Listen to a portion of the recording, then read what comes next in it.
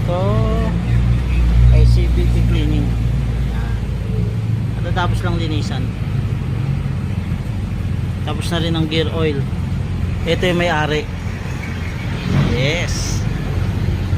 Tapos change oil na kami. Yan, palit bola, slider piece. Yan. Maintenance niya na to eh. Kaya yan. Malinis na siya. Nalinisan na. Change oil na kami. Siyempre, ang gagamitin lang is yung polysynthetic ng Motul. Yun ang gagamitin. Eto. Yun, nasa dulo. Eto. Yun. Fully synthetic Motul.